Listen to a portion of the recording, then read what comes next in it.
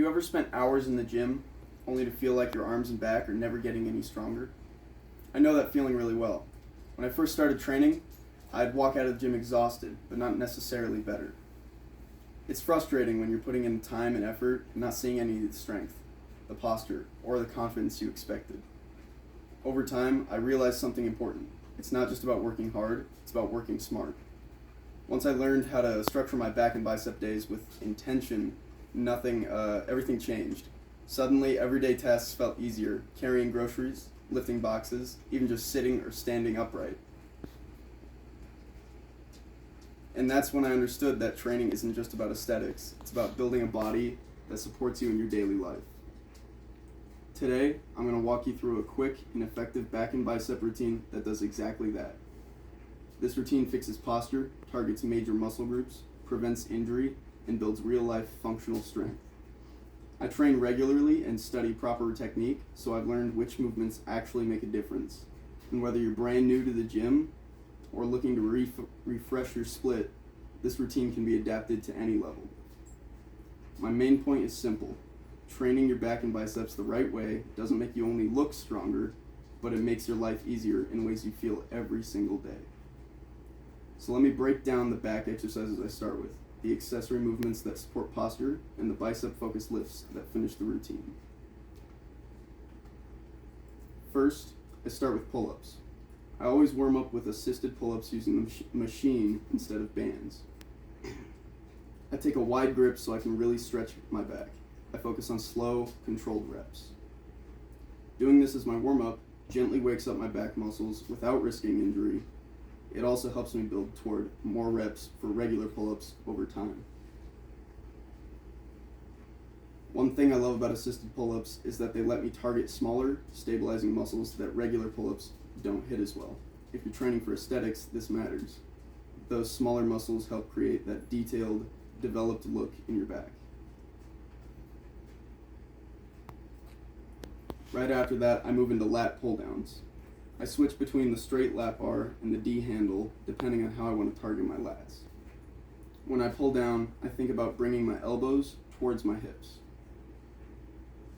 I hold it there for a second or two, and then I usually do 2 sets of that till failure, focusing on full range of motion. With consistency, enough protein, this exercise is great for progressive overload and building those wings on your back. It's one of the best movements for creating that V-taper look, but it also helps with posture by strengthening the muscles that pull your shoulders back.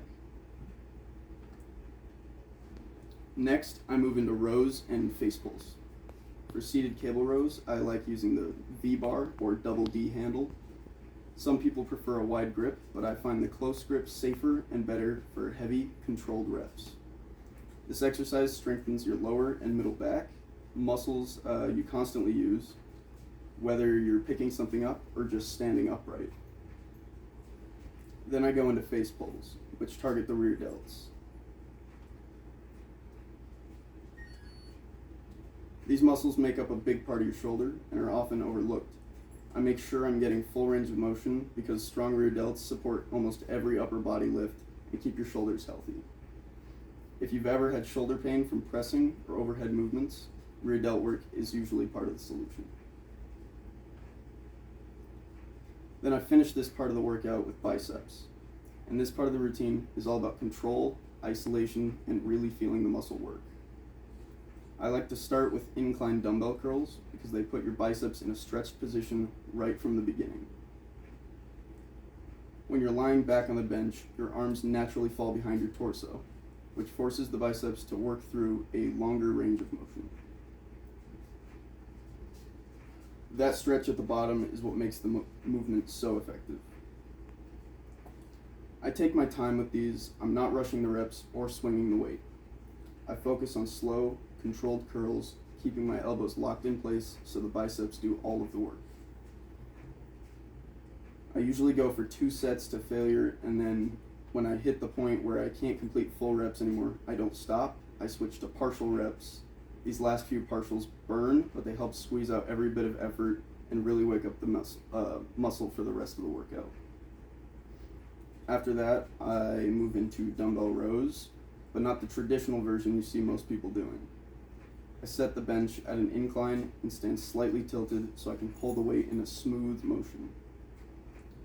This variation lets me rest a while from biceps and allows me to reinforce my back strength.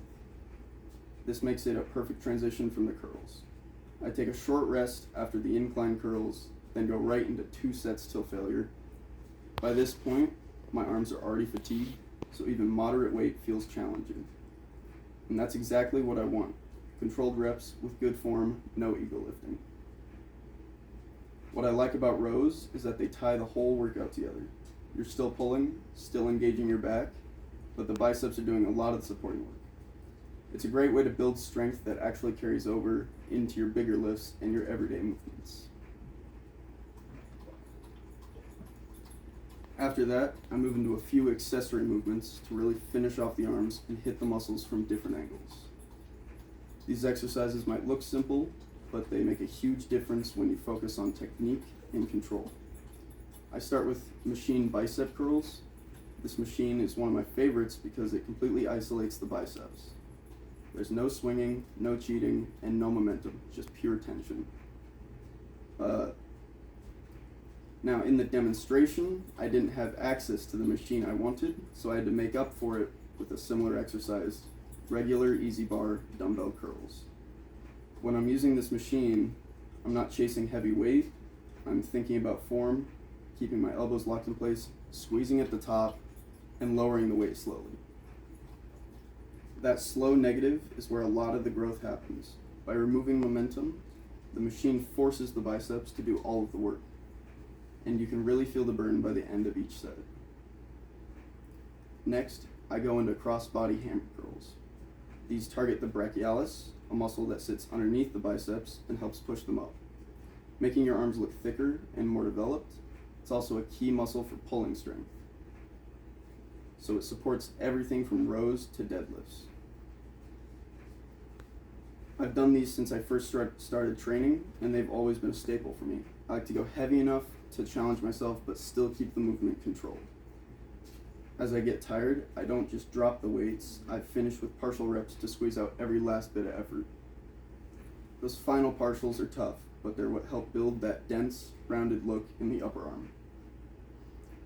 These accessory movements might seem small compared to the big lifts earlier in the workout, but they're what bring everything together. They help balance the arm, strengthen the supporting muscles, and give your biceps the full, finished look. To wrap up the accessory work, I finish with dumbbell shrugs. These might look simple, but they play a huge role in building a strong upper back. Shrugs primarily target the traps, the muscles that run from your neck down to the middle of your back. These muscles are essential for good posture, shoulder stability, and overall upper body strength. When I do the shrugs, the key is standing tall with good posture and controlling the weight through the entire movement. I'm not just lifting the dumbbells up and down, I'm thinking about pulling my shoulders straight towards my ears and squeezing at the top. That pause makes a big difference. I also make sure I'm not rolling my shoulders because that can put unnecessary stress on the joints. But what I like about finishing with shrugs is that they tie everything together. After all the pulling movements earlier in the workout, the traps are already warmed up. So this exercise helps reinforce stability and balance in the upper back. Strong traps don't just help you lift more, they help you stand straighter, reduce neck tension, and keep your shoulders in a healthier position throughout the day. Now that we've walked through each part of the routine, you can really see how all the pieces fit together. The pull-ups and the pull-downs warm up the back and build that width and mobility you need for stronger lifts. The rows and face pulls reinforce posture and develop the muscles that keep your shoulders healthy. And the different curl variations at the end make sure the biceps are fully activated from every angle. When you put these exercises in the right order and focus on proper form, you're not just building muscle, you're building a stronger, more functional upper body. You're improving posture, reducing your risk of injury, and making everyday movements feel easier and more natural. And the best part is that you don't have to be an advanced lifter to benefit from this routine. All you need is consistency, patience, and commitment to doing each rep with intention. I really encourage you to try this routine during your next workout and pay attention to how your body feels when you slow down, control the weight, and prioritize technique over ego lifting. Strong muscles aren't just for show, they support your spine, protect your joints, and help your body function at its best long term. And that's my TED Talk. Did I make it? I went really